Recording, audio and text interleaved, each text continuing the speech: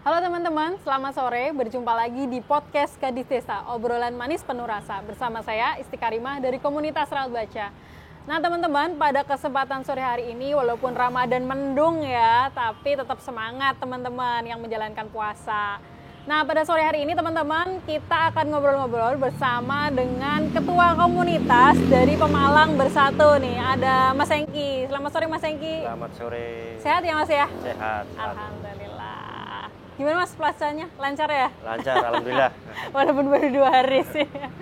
Oke teman-teman, nanti kita sama Mas Hengki akan mengulik bagaimana kemudian kita berkomunitas gitu ya. Mas Hengki ini kan sudah lama berkomunitas dan juga apa sih tipsnya gitu untuk kemudian bisa mengembangkan komunitas di Pemalang ini ya khususnya. Ataupun mungkin ingin dikembangkan di daerah lain. Nah pertama-tama nih Mas, boleh diceritain sedikit berkaitan dengan profil Mas Hengki nih. Kenapa sih suka atau terjun ke dunia komunitas ini? Ya, sebetulnya saya memang senang dengan komunitas ataupun organisasi dari sejak sekolah. Nah, kita juga dari dulu mulai kayak OSIS, Pramuka.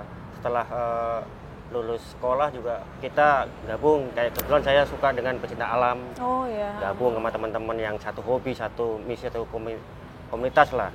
Ya di situ saya gitu udah kayak merasa senang. Satu keluarga, satu hobi, kita bikin acara bareng juga gitu. Jadi awalnya dari tadi ya masa-masa sekolah, terus kemudian suka dari perorganisasi pecinta alam seperti itu ya. Terus kemudian nih Mas, tadi kan dari ketertarikannya sejak sekolah ya kan. Kok bisa sampai seawet ini sampai sekarang, maksudnya bisa terus berkomunitas gitu. Apa sih yang menjadi ketertarikannya dan ikut komunitas apa aja nih Mas Hengki kalau boleh tahu? Senang, kita udah kayak bagian dari komunitas juga. Kayak kebetulan saya komunitas banyak kayak di hobi sendiri, kayak saya penggemar Vespa, saya suka nulis di komunitas blogger, bahkan dari yang sosial juga ada beberapa dari gabungan turis peduli maupun yang tanggap bencana yang lain. Oh, wow, banyak juga ya ternyata Mas ya. Nah dari pengalaman ini nih Mas Hengki berkomunitas kayak gitu kan, tadi kan ada Vespa ya, terus ada yang berkaitan dengan kemanusiaan gitu kan, terus ketertarikan lainnya tadi komunitas blogger juga. Berarti kan hobi dari Mas Hengki itu banyak ya kan.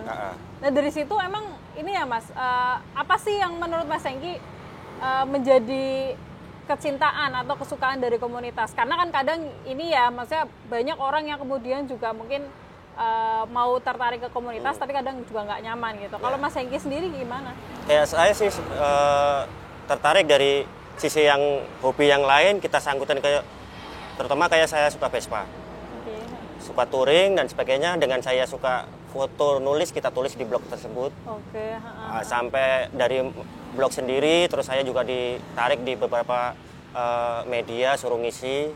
Terus dari kegiatan bencana pun saya bikin kampanye dan bukan cuma di offline, kita di dunia maya juga.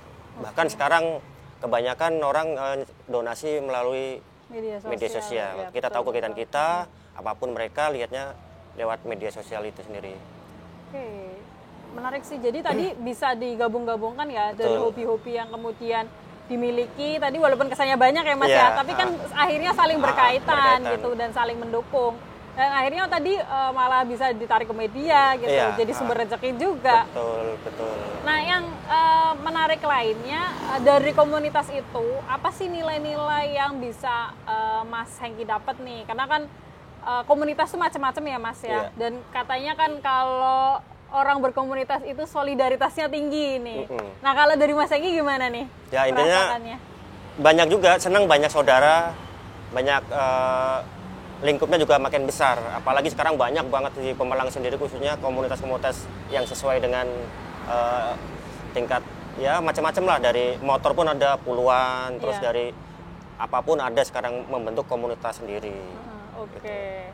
Kalau ini Mas, ada nggak sih kayak pas Mas Hengki kegiatan berkomunitas kayak gitu kan, ada nggak sih cerita-cerita lucu gitu kan? Karena kan biasanya apalagi tadi ada touring, ada komunitas blogger, terus ada kemanusiaan, pasti dong ketika proses berkegiatannya ada nih hal-hal yang kemudian aduh ini ternyata menyedihkan atau lucu kayak gitu malah jadi pasti sih yang pasti kayak kadang namanya orang banyak di rapat pun kadang ada yang kesibukan masing-masing apa-apa, terus kita kan juga di pengambilan suatu keputusan harus ada, karena kita komunitas kan bukan individu, kita juga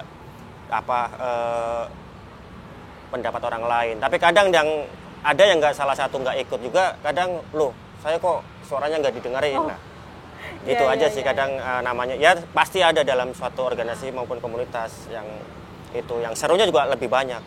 Oke. Kalau itu tadi Mas, contoh kisah lucunya ada nggak, atau enggak kejadian-kejadian yang aneh, lucu atau gimana pas kegiatan? Kegiatan pasti paling seneng itu kalau pas kayak seneng, ngeri dan sedih itu pas kita turun langsung ke bencana. Turun ke bencana itu nggak bakal bisa dilupakan kita karena udah hidup bareng selama beberapa hari dengan kondisi yang di bencana itu. Oke, wow, ternyata teman-teman komunitas sampai terjun langsung gitu ya untuk menangani tadi menolong korban-korban bencana. Nah, berkaitan dengan menolong korban bencana nih, tadi kan Mas Hengki juga banyak di komunitas dan sudah saya perkenalkan teman-teman, Mas Hengki ini bagian dari ketua dari komunitas Pemalang Bersatu nih. Nah, boleh ceritakan Mas terkait dengan komunitas Pemalang Bersatu ini? Oke, untuk komunitas Pemalang Bersatu itu adanya lahir dari 2010. 2010 sudah cukup lama ya? Itu pasca adanya erupsi di Gunung Merapi, kita membentuk dadakan sih dengan komunitas musik bakti untuk negeri. Kita selama seminggu galang dana, ngamen, sampai dana terkumpul itu hampir ada sekitar 25 juta. Kita langsung bawa ke sana, terjun langsung selama 3 hari kita ke lokasi bencana itu dengan penyaluran sembako dan sebagainya. Oke, wah berarti itu berarti kalau Pemalang Bersatu itu gabungan dari komunitas-komunitas lain maupun individu yang punya rasa sosial tinggi. Untuk di masyarakat Pemalang ya. Nah, kalau boleh disebutin, misalnya ini teman-teman komunitas yang sudah bergabung ke Pemalang Bersatu, ada komunitas apa aja sih? Ada musik, musik itu antara lain anak-anak teman-teman musik, terus ada anak supporter bola, ada dari pecinta tato, dari barista, macam-macam banyak, Mbak. Wow, berarti lintas komunitas, komunitas banget ya. Artinya nggak membatasi nih teman-teman. Kita bersilaturahmi melalui komunitas itu nggak ada jarak apapun ya, terus nggak ada perbedaan apapun. Bahkan kita saling lintas komunitas bersatu melalui komunitas Pemalang Bersatu tersebut. Dan juga ini ya Mas, kegiatannya banyak di kemanusiaan, kayak bencana-bencana gitu. Karena kita juga sejak awal udah konsisten kegiatan Pemalang Bersatu khusus di bidang kemanusiaan. Oke, wow luar biasa nih. Artinya bagi teman-teman kemudian komunitas yang ingin atau tertarik kemudian untuk melakukan galang dana bersama-sama dengan komunitas lainnya, itu bisa melalui Pemalang Bersatu ini ya Mas ya?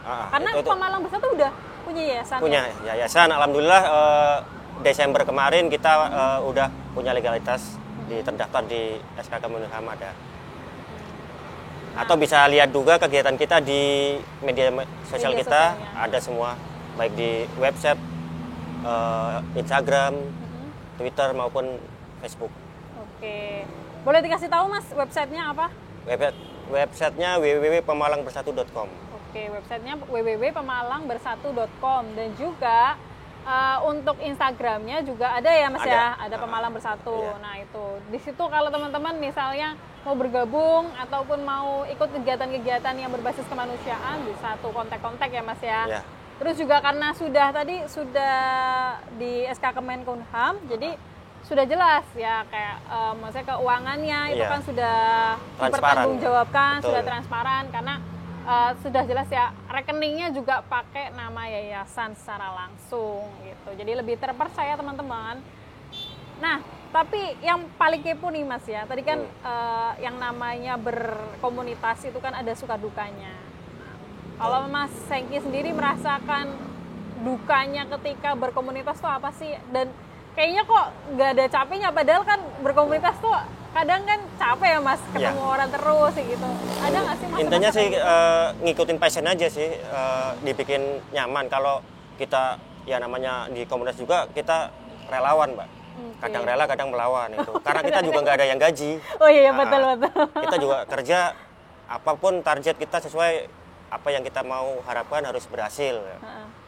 Ya namanya relawan itu berhasil nggak dipuji, nggak berhasil dimaki-maki. Iya betul juga sih. Setelah itu memang juga salah satu suka duganya ya Mas ya.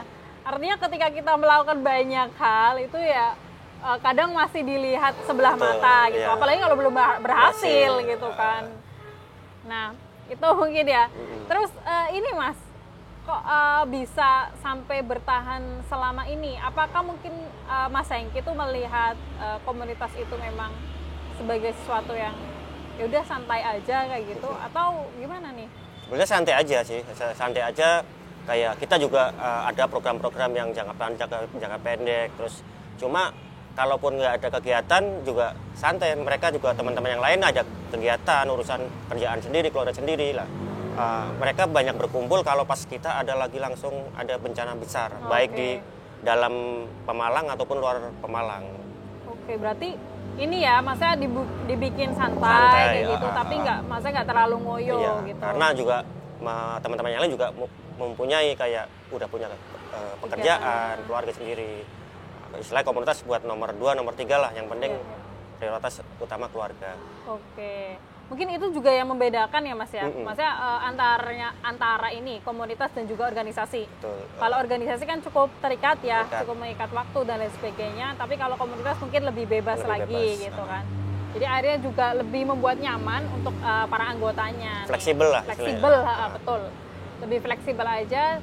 Tapi saya salut karena walaupun nggak jarang, mungkin nggak, maksudnya tadi ya, nggak ada rutin khusus kayak gitu, terus tertarget gitu. Tapi teman-teman bisa ini ya berkumpul langsung serentak ketika ada bencana gitu kan.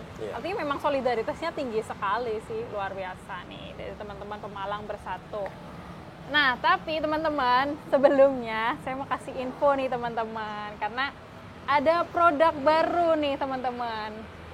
Nah ini ada masker dari Scarlett, ada namanya Seriously Shooting and Hydrating Gel Mask, sama ini nih Herbalism Mugwort Mask. Nah teman-teman, ini masker terbaru dari Scarlett, dan juga ini dari kemasannya itu mudah dipahami ya teman-teman ya. Ini ukurannya itu 100 gram, dan juga ini sudah ada keterangan teregistrasi dari BPOM RI teman-teman. Jadi jelas aman ya. Ini kan ada dua nih teman-teman maskernya. Kalau yang Herbalism Mugwort Mask ini untuk kulit yang oily atau sedikit berminyak gitu kan, sama berjerawat. Kalau yang ini satunya, bentar ya saya buka.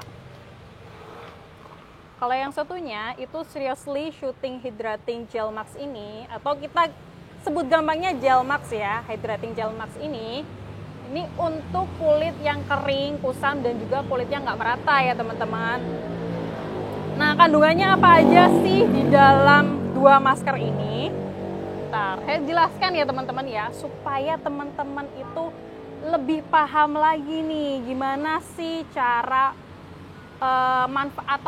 cara pakai dan manfaatnya nih untuk dua masker ini. Yang pertama aku bakal jelasin yang Herbalism Mugwort Mask ini. Nah manfaatnya tuh mugwort ekstrak itu bisa ini ya, untuk menghidrasi dan menenangkan kulit, karena kan berfungsi untuk sebagai antiinflamasi juga, untuk membantu meredakan peradangan pada kulit yang berjerawat nih teman-teman. Terus vitamin C-nya juga mengurangi kemerahan nih yang diakibatkan oleh paparan sinar UV. Itu kan sering ya kita kepanasan gitu kan, habis kepanasan siang-siang terus kulitnya jadi kemerah-merahan seperti itu.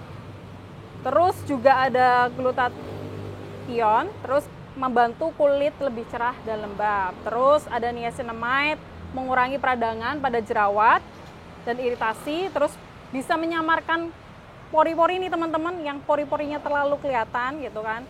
Terus bisa mengontrol nih teman-teman untuk produksi minyak di wajah dan juga menyamarkan bekas-bekas jerawat. Terus ada bambu charcoal juga. Ini nih bisa menyerap minyak berlebih ya teman-teman. Terus masih banyak lagi, ada green tea powder, terus ada allantoin, terus ada galactosyl salicylate. Nah, ini banyak banget.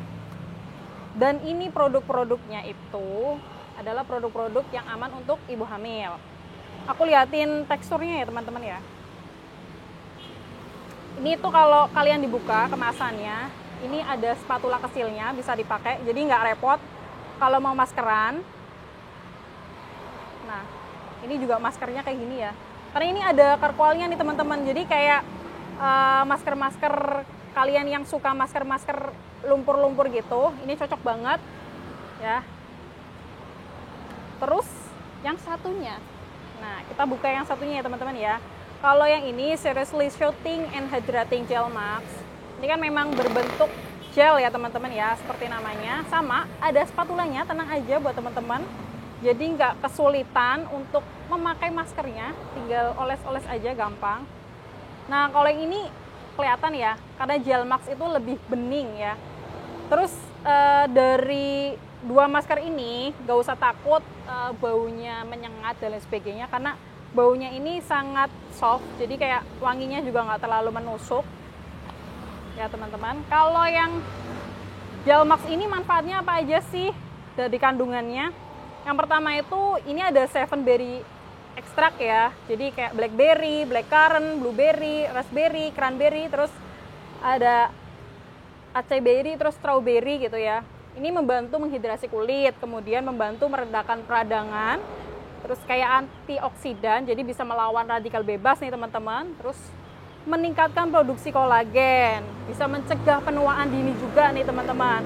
Lalu dalam kandungannya juga ada ginseng ekstrak ya, membantu meningkatkan produksi kolagen sehingga dapat mencegah terjadinya tanda-tanda penuaan nih.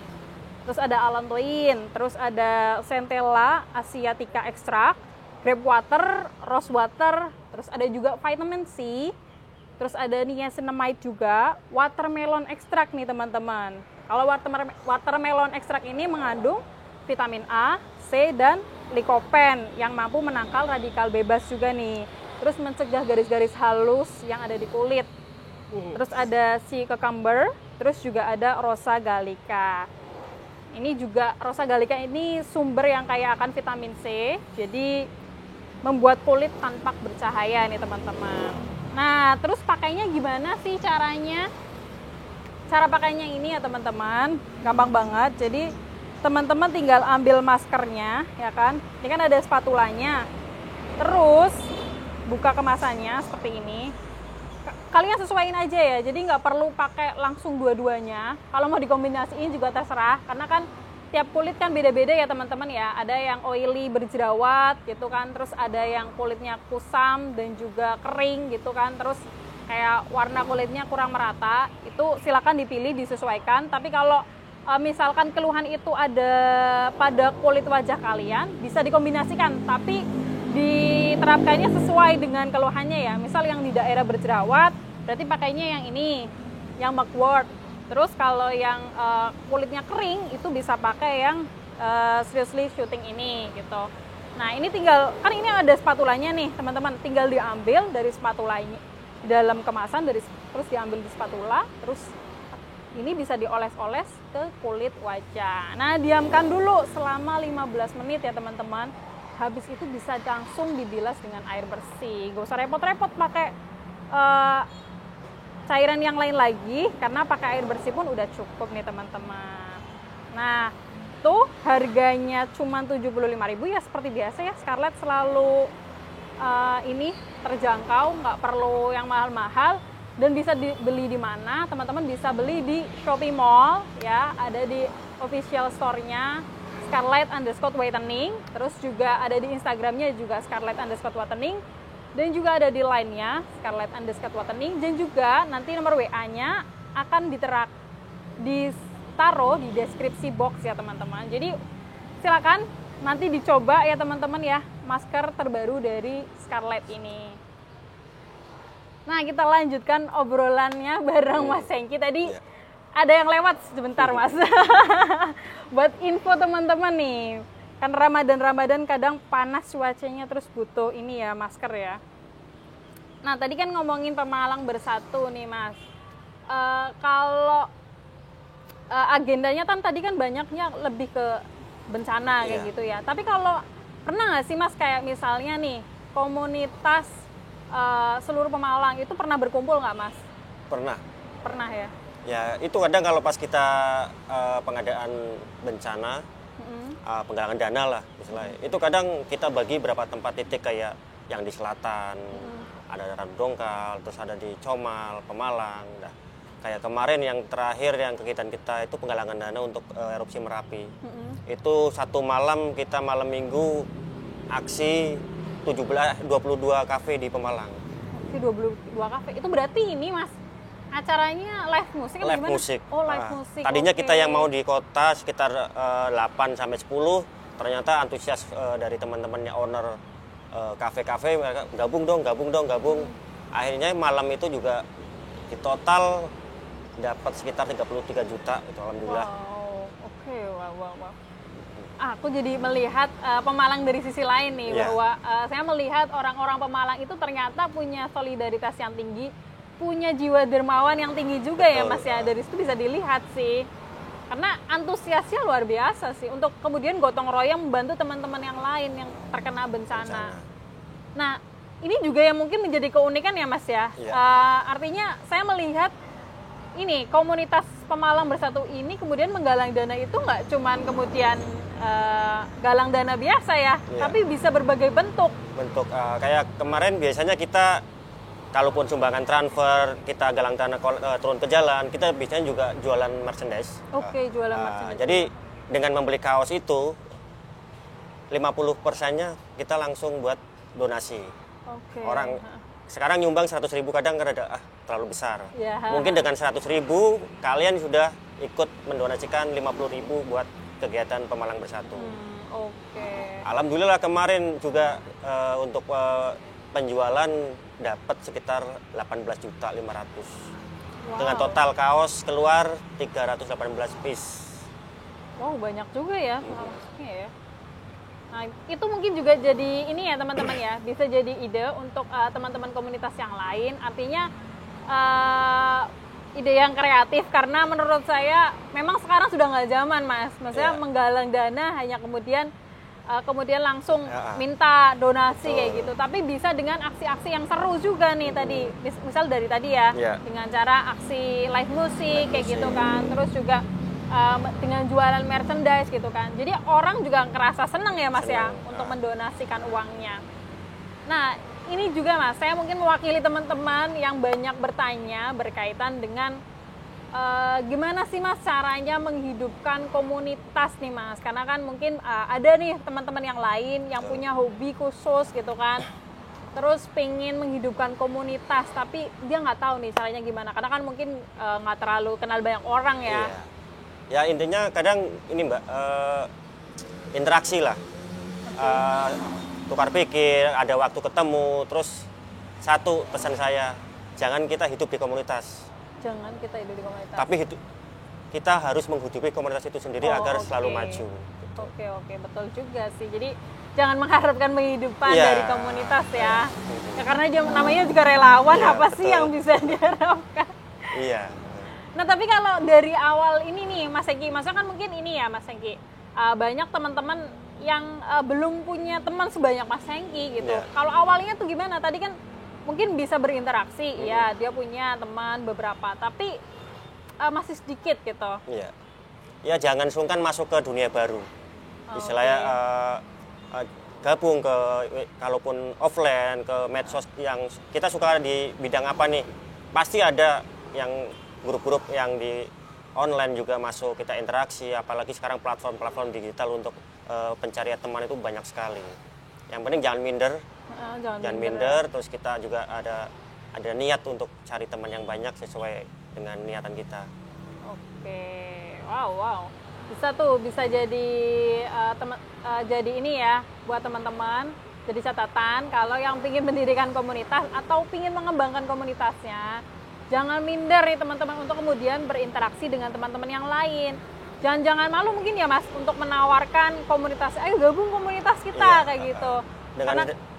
Dengan sendirinya kalau komunitas kita udah jalan, sekarang kayak Pemalang Bersatu, bahkan kalau ada itu titipan dari komunitas-komunitas lain, bahkan dari luar kota. Oke, wow. Kita malah kadang tambah beban.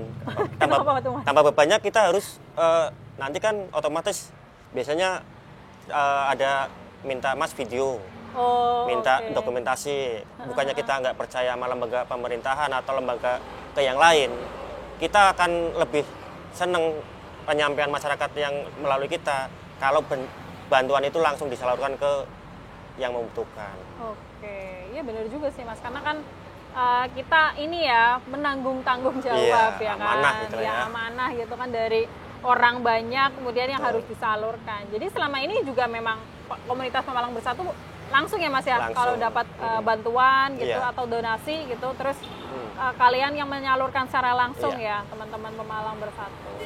Biasanya ada perwakilan dulu, perwakilan kita asesmen sana, cek lokasi apa yang dibutuhkan. Biasanya kalau malah kita lebih sering juga 1 kali 2 kali ke pasca recovery. Karena kalau pas pertama bencana pasti dari manapun banyak. Ya, betul. Tapi di saat nanti pasca udah mulai bantuan logistik udah mulai turun, kita malah justru masuk dorong semangat orang-orang itu biar pertama semangat pendampingan sama ibu-ibu sama anak-anak juga. Oke. Kalau kegiatannya ini Mas boleh cerita sedikit kegiatannya ketika Pemalang Bersatu nih atau teman-teman yang lain turun nih ke tempat bencana itu ngapain aja sih Mas selain kemudian membawa donasi gitu? Contoh kegiatan yang paling terakhir kemarin di Semeru, kita ikut langsung untuk evakuasi para korban. Malam itu kerjasama dengan relawan gabungan dari unsur TNI, Polri, BPBD dan relawan yang lain. Itu juga ada 2 tim. Selain membagi, jadi ada yang bagi juga di posko-posko yang dapur umum. Ada yang sukanya kegiatan rescue ya, nolong yang evakuasi itu, ada yang bantu di dapur umum.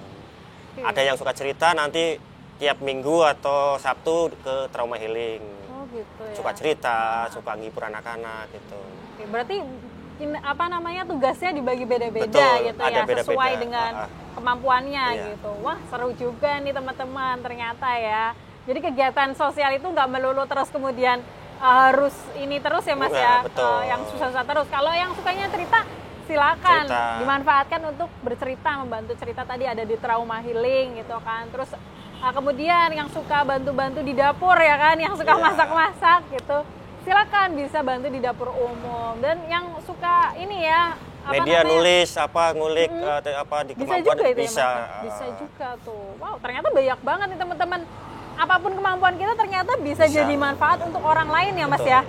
Oke, menarik nih teman-teman. Jadi buat teman-teman yang kemudian ingin bergabung di komunitas, jangan berkecil hati juga ya. Pemalang ini ternyata banyak sekali komunitasnya dan juga sangat terbuka. Saya lihat juga orang-orangnya semangat sekali, solidaritasnya tinggi. Jadi jangan berkecil hati, jangan minder untuk kemudian bergabung ya. Karena kan kalau komunitas tidak dibatasi usia apapun ya Mas ya. Kita bebas kemudian berkumpul bersama, bersilaturahmi bersama dan berkegiatan bersama. Oke. Terima kasih Mas Hengki untuk waktunya dan juga sudah banyak sharing berkaitan dengan komunitas. Semoga ini bisa menjadi manfaat untuk teman-teman yang mendengar podcast ini dan menonton podcast ini ya teman-teman. Oke, semoga sehat selalu dan semoga lancar puasanya ya teman-teman ya. Dadah.